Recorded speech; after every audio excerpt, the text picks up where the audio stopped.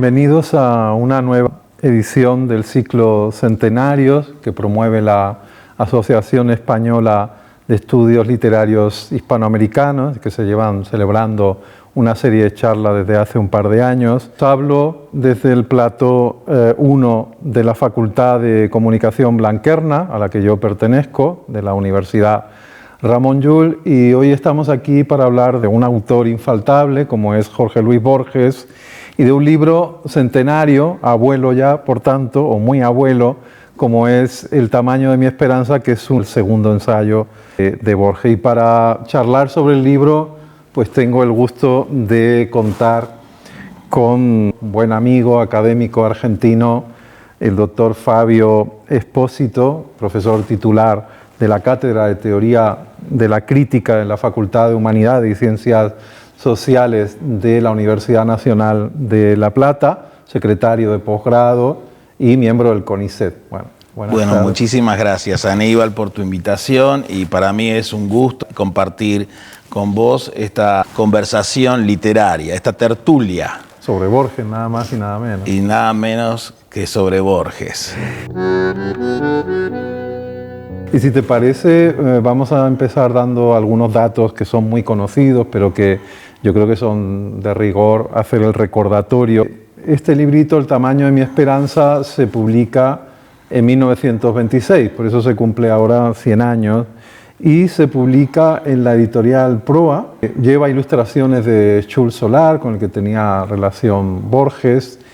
Se hizo una tirada de 500 ejemplares, pero cuando se agota, Borges decide que ya no se va a publicar más este libro y no se incluye, de hecho, en las obras completas, como ocurre también con Inquisiciones, de 1925, y con otro libro posterior, como es El idioma de los argentinos, de 1928, ¿no? Eso que algunos críticos han llamado la obra invisible, ¿no?, de Borges, y que nunca en vida Borges quiso que se volviera a publicar, y de hecho no constan en las obras completas oficiales de Borges. Y bueno, y como tú sabes y saben los espectadores, ¿verdad?, de buena gana, en ese donoso escrutinio de Borges también hubiera desaparecido de un plumazo su producción poética de esos años. Me refiero a Fervor de Buenos Aires, del 23, a Luna de Enfrente, que creo es del 26, y El Cuaderno San Martín, del 29, que sí que inician, digamos, su obra completa, pero que esos poemarios que estamos leyendo, como es sabido, no son los textos originales que se publicaron en esas fechas, ¿no?, sino que es una obra maquillada que se ha raspado hasta lo imposible las marcas ultraístas, ¿no? Y bueno, y quiero contar también una anécdota de María Kodama al respecto, que cuenta en esta, que es la segunda edición, de 1994, o sea que hasta 1994 no se vuelve a publicar El tamaño de mi esperanza en la editorial Seix Barral, y lleva un prefacio de María Kodama, y ella cuenta ahí una anécdota muy simpática, y es que cuando le otorgan a Borges un honoris causa en Oxford, nada más y nada menos, en el 71, un estudiante avispado y un estudiante pues que era degustador de la obra de Borges, le pregunta por El tamaño de mi esperanza, y Borges en público le señala, un poco asustado: no, mire usted, está equivocado, ese libro no existe, ese libro yo no lo he escrito nunca. Pero el estudiante lo busca al día siguiente, porque en alguna de las bibliotecas de Oxford ha encontrado un ejemplar y se lo muestra, y Borges en ese momento entra como en pánico, ¿no? Y bueno, es simpática esta anécdota para empezar, ¿no? A mí me interesa mucho la construcción del escritor profesional.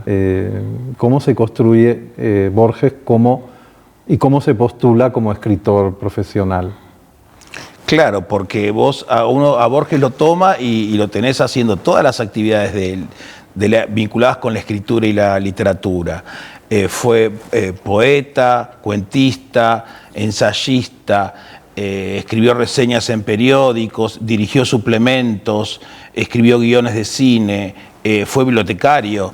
Pasó por todas las tareas de la profesión de la literatura, ¿no? Y de alguna manera él, en la construcción de su imagen de escritor, esto parece omitirlo o denegarlo, ¿no? Por otro lado, tenemos acá en El tamaño de mi esperanza el Borges crítico, ¿no? Tenemos también un Borges, vamos a tener un Borges poeta, un Borges cuentista, y un Borges crítico. No es menor la crítica literaria y el ensayo, el ejercicio del ensayo en la obra de Borges. De hecho, desde los comienzos escribe crítica y hasta el final también escribe crítica.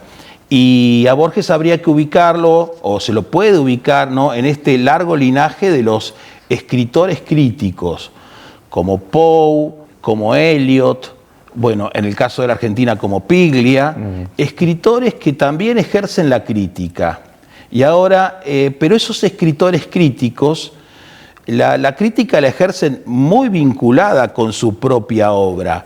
Podemos decir que la lectura que hacen de las otras obras, de los otros escritores, de la historia de la literatura, de las literaturas, sus propias literaturas nacionales y las literaturas extranjeras, es una lectura estratégica que siempre trata de ver qué está pasando, y es una lectura interesada para colocar su propia obra, bueno, en la literatura, ¿no?, en la historia de la literatura. Yo esto lo enlazaría con dos ideas que van en consonancia, que una la tomo de Ricardo Piglia, ya que lo nombraba. Dice Piglia, hablando de estos ensayos, que un escritor hace aflorar, tanto en sus ensayos como en sus ficciones, una serie de referencias que van a sustentar su escritura y con la que pretende generar una posición dentro de ese campo literario. Y esto lo enlazo a una cosa que dice Beatriz Sarlo en sus clases de literatura argentina de los años 80, que ella, al examinar toda esta producción de los años 20, y al examinar ese índice de nombres y citas, ve cómo Borges está armando ese sistema de lecturas que, según dice Sarlo, es esa máquina de producción de una escritura. O sea, que con todas estas referencias, esta red de referencias, este sistema, va generando él su propia posición en ese arranque, ¿no? Porque esta idea la toma Sarlo de un libro de Edward Said que se llama Beginnings, ¿no?, los comienzos, y cómo en esos comienzos Borges, que ha regresado de Europa, está buscando un lugar en el campo literario argentino y está buscando cómo encuentra él una posición que lo distinga. Ahora veremos de qué quiere distinguirse o de quiénes quiere distinguirse, pero que lo distinga y que lo haga un escritor singular dentro de ese campo, ¿no? Sí. Lo que uno puede ver es, en relación con lo que vos mencionabas de Sarlo, ¿no? Bueno, este sistema de lecturas a Borges le sirve para construir la literatura argentina, porque uno lo que puede decir es que Borges reconstruye la literatura argentina, la organiza, la reorganiza, y nos hace creer que la literatura argentina es en realidad la obra de Borges, ¿no? Cuando toma esta cuestión de la civilización y barbarie, que es estas dos tendencias, ¿no?, que ya están en el Facundo de Sarmiento, ¿no? Entonces habría dos líneas culturales, ¿no? Y de alguna manera está la línea de la civilización, los libros, las literaturas extranjeras, la erudición, y por el otro lado el campo, el paisano, la barbarie, la naturaleza. Y bueno, estas dos líneas, supuestas líneas de la literatura argentina, son en realidad las dos líneas que están en la propia literatura de Borges, y eso está muy bien analizado en ese artículo de los años 70 de Ricardo Piglia, ¿no? Ideología y ficción en Borges. Pero por el otro lado, también uno lo que puede tomar ahí es, bueno, ¿qué hace Borges con la literatura extranjera y cómo asimila esa literatura extranjera a la literatura argentina, cómo la amolda a la literatura argentina? Entonces ahí lo que uno tiene que ver para armar este sistema de lecturas es, bueno, ¿qué obras lee? Bueno, lee a los ingleses, lee ingleses de segundo orden, ingleses vinculados con estrictamente narrativos, ¿no? Wells, Stevenson. No lee a los franceses. O muy pocos. O muy pocos. De los españoles lee el Siglo de Oro. Sí, yo me he molestado en sacar, porque lo que tú estás diciendo, que es muy oportuno y muy certero, efectivamente Piglia en ese artículo de los 70 y luego en estos capítulos que hace para la televisión pública argentina, está hablando de los dos linajes, ¿no? Que luego también esta biografía más o menos reciente de Lucas Adur, que publica Cátedra, también comienza justo con el tema de los dos linajes. Y efectivamente, de un lado está ese mundo criollo, arrabalero, pampeano, ¿no? Luego iremos al tema de los espacios, que viene sobre todo de la herencia materna, ¿no? Conectado con la historia argentina, enraiza ahí, con las tonadas populares, con la oralidad, una literatura oral, con la historia de los héroes y malevos, de militares, cuchilleros, y luego está la biblioteca del padre. O sea, la civilización, la cultura, la alta cultura, digamos, ¿no? Aunque dentro de esa alta cultura Borges va a seleccionar, a veces no precisamente, pero yo me he molestado, por ejemplo, en sacar esta red de referencia y tenemos, por ejemplo, de filósofos, Montaigne, Francis Bacon, Hegel, Schopenhauer, Spengler, escritores, sobre todo anglosajones, ¿verdad? Ben Jonson, Shakespeare, Alexander Pope, Milton, Keats, Carlyle, Bernard Shaw, Thomas de Quincey, Robert Browning, etcétera, etcétera. Algunos franceses como Flaubert o Mallarmé o Apollinaire, y también, como tú bien decías, el Siglo de Oro español, Garcilaso, Fray Luis, Góngora, Quevedo, Cervantes, López, y también la Biblia, por supuesto, y algunos autores clásicos, tengo aquí anotado Virgilio y Plinio el Viejo, y con todo eso está armando ese sistema de referencia que Piglia, o estos dos linajes, ¿verdad?, que Piglia examina en el Aleph y en ficciones, pero que yo veo que aquí está ya tempranamente diseñado estas dos vías que Borges va de alguna manera a manejar, ¿no? y también no solo a manejar como si fueran entes separados, sino que los va a reunir, digamos, en algunos mismos artículos, ¿no? Y habría que ver ahí también, por un lado están estos, cuáles son los autores, cuáles son las obras que él despliega, menciona, alude, y por el otro lado, ¿qué es lo que lee de esas obras? Y eso es lo que completa el sistema de lectura de Borges. Y para mí lo que lee es el procedimiento, ¿no? Siempre hace una lectura formal de esos autores. En estos primeros ensayos tenemos muchos estudios sobre técnica de poesía, sobre la cuestión de la rima, el ritmo, etcétera, y que me parece que uno lo puede englobar en esta idea de, bueno, la lectura procedimental, ¿no? La lectura formal, eso que tiene Borges, que va a ser tan digerible para los estructuralistas franceses después, ¿no? El Borges del análisis textual.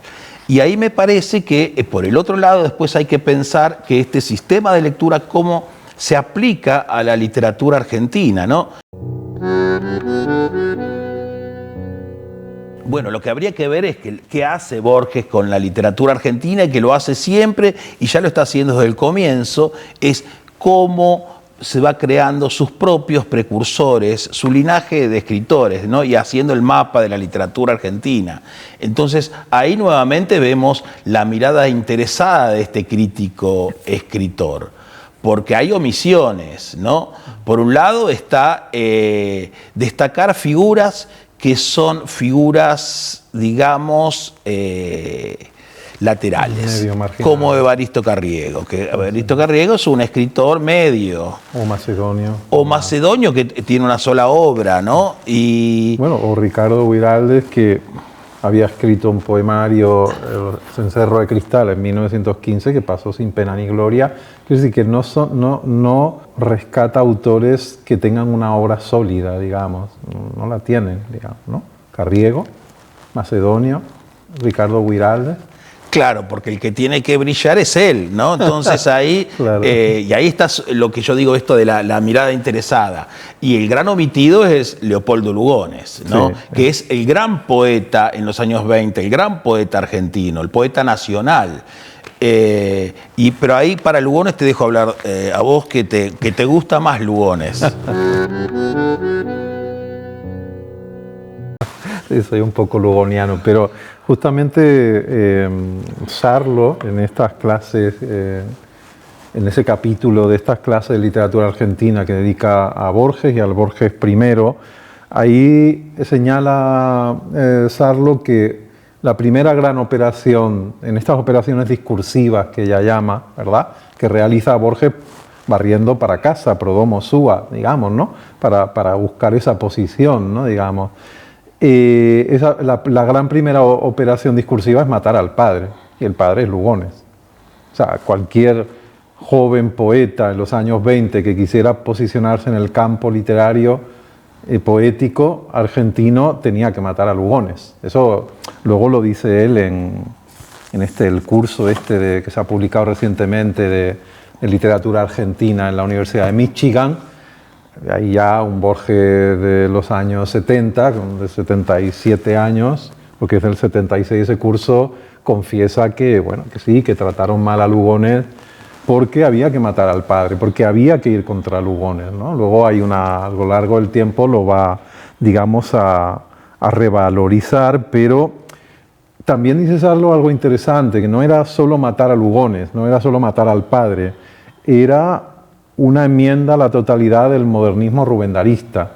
Y hay una frase que dice Borges en uno de los ensayitos del tamaño de mi esperanza, que dice: la tribu de Rubén aún está vivita y coleando, y ese romancero, el romancero que publica Lugones, es la prueba de ello. O sea que no es solo Lugones en sí, porque también es verdad que Lugones en la página de Martín Fierro recibe algunos ataques, por ejemplo Leopoldo Marechal, pero es verdad que en Borges Lugones en ese momento es una obsesión. Hay que ir contra Lugones y a lo largo de, digamos, del tamaño de mi esperanza hay varios momentos que al pobre Lugones lo hacen trizas, ¿no? Claro, y bueno, va a esperar que Lugones se muera en 1938 para tener una visión más benévola, ¿no? Claro, cuando empieza a recuperar el Lugones del lunario sentimental, y dirá luego aquello de, bueno, ¿cómo es que nadie supo ver esta parte de Lugones que nos precedió, ¿no? El Lugones de la metáfora. Yo creo que para empezar, cuando Borges está eligiendo a Guiraldes, a Evaristo Carriego, ¿no?, cuando dice cuáles son los arquetipos de la literatura argentina entre 1900 y 1925, y dice Evaristo Carriego, por aquello del suburbio, del arrabal, Macedonio Fernández, yo creo por el tema de la oralidad y de que lo genial está no en la obra escrita, sino en la oralidad, que luego Borges va a practicar esa oralidad, está el Borges escrito y el Borges oral, y luego Ricardo Guiraldes, que era amigo de su familia, Ricardito, que se va por estos temas criollos de Don Segundo Sombra, que en algunos cuentos se había precedido. Pero eso ya para empezar. Y luego hay una reseña que hace del romancero que destruye completamente a Lugones y lo deja para el arrastre. Y está hablando también en otro ensayito del tamaño de mi esperanza, de los crepúsculos del jardín, y también lo hace trizas, casi que lo humilla, ¿no?, a Lugones, ¿no? Era el, digamos, el blanco perfecto contra el que disparar en ese momento, ¿no? Bueno, y también yo en esto quiero recordar que en el año 26, en el mismo año que se publica El tamaño de mi esperanza, se publica la antología. Justamente esto lo está haciendo Borges en el mismo año en que se publica la antología de poesía moderna de Julio Noé, que coloca a Lugones como el centro del canon de la poesía argentina moderna. Pero luego es verdad que vendrá la otra contraantología, la de la exposición en el 27, que ahí hacen trizas a Lugones todos los jóvenes vanguardistas que están escribiendo ese momento, ¿no? Pero es verdad que Lugones se convierte, como dice Sarlo, en una obsesión para Borges y en el blanco a batir. Lo que pasa es que luego con el tiempo va a reformular, va, digamos, a endulzar, pero también por una operación en la que le favorece en un momento dado encumbrar la literatura, la poesía y la figura de Leopoldo Lugones, ¿no? Y bueno, en El tamaño de la esperanza aparece un ensayo célebre que es La Pampa y el suburbio son dioses, sí, son dioses, ¿no? Sí, sí. Que ahí están esos espacios dilectos de Borges para formar su literatura. Claro, que es un ensayo fundacional, ¿no? Ahí está la fundación del espacio, que es lo que va a llamar Borges las orillas, ¿no? Y recuerda el título de Sarlo, ¿no? Borges... Un escritor en las orillas, sí. Y estas orillas es producto de un desplazamiento. Hay un desplazamiento que tiene que ver con la lectura de la gauchesca, ¿no? Porque las orillas no es ni la ciudad, ni el centro, ni es la pampa. Entonces ahí tenemos un espacio que es un espacio literario, en donde se va a desarrollar, ¿no? la literatura de Borges, van a pasar los cuentos, la poesía, ¿no? Esta idea de las orillas. Y las orillas acá, yo estoy recurriendo a una palabrita de mi época cuando estudiaba, es un ideologema, ¿no? Que uno puede ir siguiendo en la obra de Borges, y estas orillas también tienen que ver con la posición, ¿no? de la literatura argentina, ¿no? Que también es una literatura de las orillas, ¿no? Y es una forma de entender la relación entre el centro y la periferia, ¿no? Mira, aquí tengo esta cita donde él retrata muy exactamente cuál es su Buenos Aires. Dice, mi Buenos Aires. ¿Cuál es ese Buenos Aires? Dice, mi Buenos Aires innumerable, que es cariño de árboles en Belgrano y dulzura larga en Almagro y desganada sorna orillera en Palermo y mucho cielo en Villa Ortúzar y prosperidad taciturna en las 5 esquinas y querencia de ponientes en Villa Urquiza, va a mencionar muchas veces Villa Urquiza, y redondel de Pampa en Saavedra, que ya es esa zona que era como la antesala de la Pampa. Ese es su Buenos Aires, ese es el Buenos Aires que él está reivindicando como espacio literario, ¿no? Que en realidad, y esto lo hemos hablado tú y yo algunas veces, y esto lo dice Piglia también en esas clases de la televisión argentina, es un Buenos Aires anterior a las oleadas inmigratorias. En realidad, ahí hay un tema con la inmigración interesante en Borges, ¿no? Que ve cómo se está desintegrando. De hecho, la reseña que le hace a Calcomanías de Oliverio Girondo no puede ser más. Ahí es el arte de la injuria, que luego es un texto que va a publicar en la revista Sur en el año 33, creo. Lo lleva ya a cabo ¿no? Porque injuria y bajo el aspecto del elogio está tirándole dardos a ese otro Buenos Aires de Oliverio Girondo, que es ese Buenos Aires del movimiento, de los inmigrantes, de los inventos modernos, de la velocidad, de todo eso. Sí, sí, ahí hay un espacio literario, ¿no? que de alguna manera se construye a partir de la nostalgia, ¿no? Lamentablemente, Fabio, tenemos que cortarla aquí, ya no hay más tiempo para seguir hablando. Me gustaría mucho seguir hablando no solo de este Borges y de tantos Borges que se van solapando al cabo del tiempo y de un Borges que bueno, afortunadamente es tan prolijo que nos va a seguir invitando a hablar, ¿no? ¿Cuándo es el próximo centenario? Bueno, sí, ahora tenemos, en el 28 nos encontramos para el centenario del idioma de los argentinos, que vale, espero que nos encuentre también acá conversando. Aparte de que Borges, como esto creo que lo dijo Jaime Alarraqui, ¿no? Se ha convertido casi en un hábito obligado para el filólogo, ¿no? Hablar de Borges y más para los que nos dedicamos a la literatura hispanoamericana y supongo que más para un argentino, ¿no?